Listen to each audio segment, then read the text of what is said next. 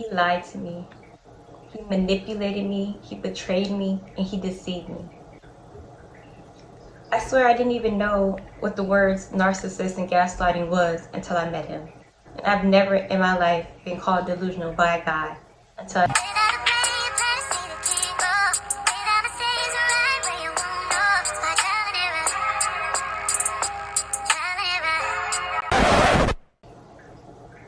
So I dated this guy who's on the DL, and despite all the terrible mean things he said to me and about me to maintain his image, I think the fact that when we first met and I expressed my sexuality to him and how I felt about it, but he chose to ignore it and still lead me on, is what hurt the most. For me, the number one sign a guy is on the DL is rumors. And yeah, most of the times rumors are just rumors. But sometimes those rumors have lots of evidence and facts following their actions and reactions to them.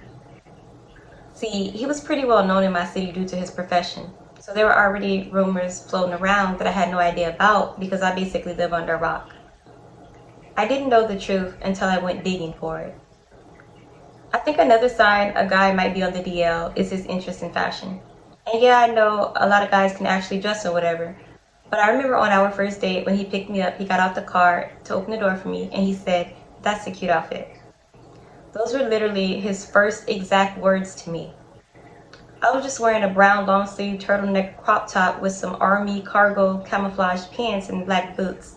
But I feel like most men will compliment the way the woman looks in the outfit instead of the actual outfit itself. I feel like he said it as if it was something he wished he could have worn. A man having multiple male friends and spending quality time with them rather than being personal on the phone can be another sign that he's on the DL, and he had plenty. I remember the night I was over his house and his phone had ring while we were watching TV. It was one of his homies who FaceTimed him. Now, I didn't hear the conversation, and to be honest, I wasn't even interested in it because I usually mind my own business, and I'm the type of person that will give you your privacy. And honestly, I was high in my own little world, and he didn't smoke weed, so I was doing my own thing. And speaking of, I remember pulling up on my weed man, and he was actually already outside smoking while on FaceTime with some guy. So he passes me the blunt and my sack, and I roll one to match. So we just chilling, having a little sesh, whole time his baby mama upstairs. After like 15 minutes of scrolling on my phone and on YouTube, I got bored, and I started to feel a bit ignored. Not that it was any of my business though, because we weren't together at all and never have been. Actually just met him in my apartments on my way walking to the store. But I was just curious. And after going through what I had just went through, I wanted to be more comfortable asking guys these questions up front and peeping their different reactions and comparing answers. So I'm like, "Hey, you think you can hang up the phone so we could talk for a minute?" And he's like, "Yeah, I got you." So he tells the guy, "I'm gonna call you back." Once he hangs up, I asked him, was him and old boy a thing? And he was like, "What you mean? That's my cousin. He got a girl." Then he looks away from me, looks down, rubs his arm, and says, "Besides, I don't swing that way." Now I'm peeping his body language, and I knew that wasn't the complete truth. But I didn't press it, because that wasn't my nigga, and it really wasn't my business anyways. So I just apologized if I had offended him. But when I really think about it, not once did the guy that I was dating even try to FaceTime me. We would just text a lot, and we would go out. But sometimes that's all men want to do, is take you out and show you off like some kind of trophy to hide what's really going on. I remember he took me to this little party event, and he introduced me to his friends. And I noticed one of them was the same one that FaceTimed him that night. It's like some kind of sick game for these down low men. And it may even be an ego boost to know that they can attract both genders. And for some women, that may not even be a big deal. But as a heterosexual woman, I can honestly say it will mess you up. And not even just physically, health-wise, but mentally, emotionally, and spiritually as well. Sexually transmitted demons are real. I notice whenever people speak on the LGBTQ, they always feel the need to say, "Oh, I don't got nothing against y'all," or "no offense" over and over, because we already know how y'all coming.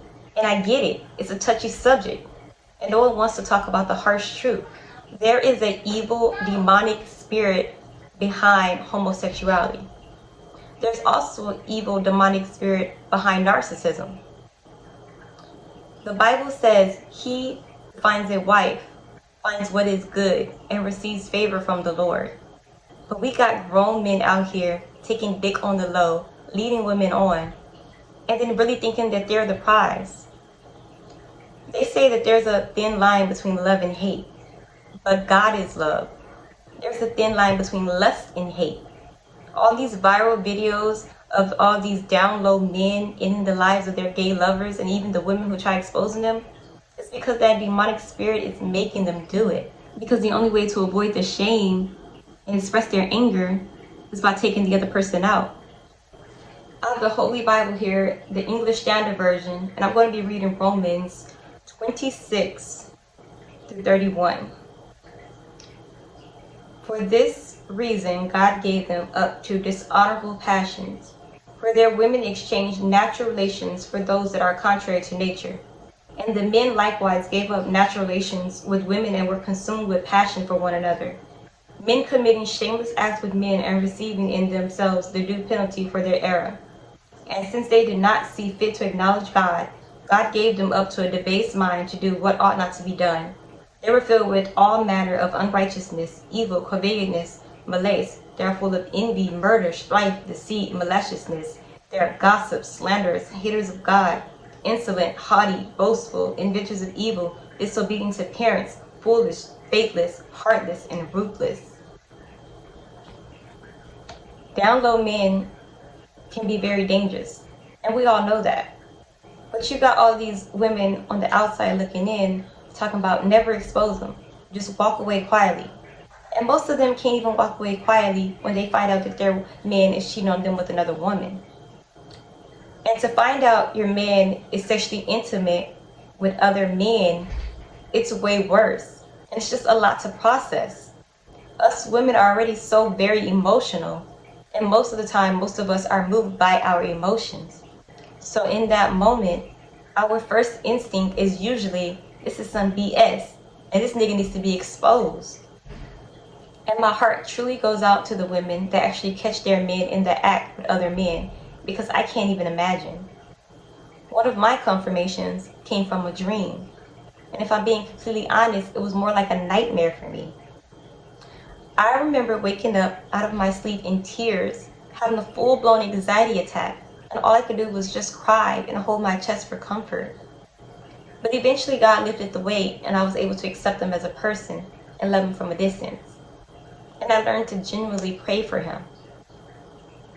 But I think it's odd that in the Bible, the rainbow is a symbol of God's promise, but in the world, it represents pride for the LGBTQ.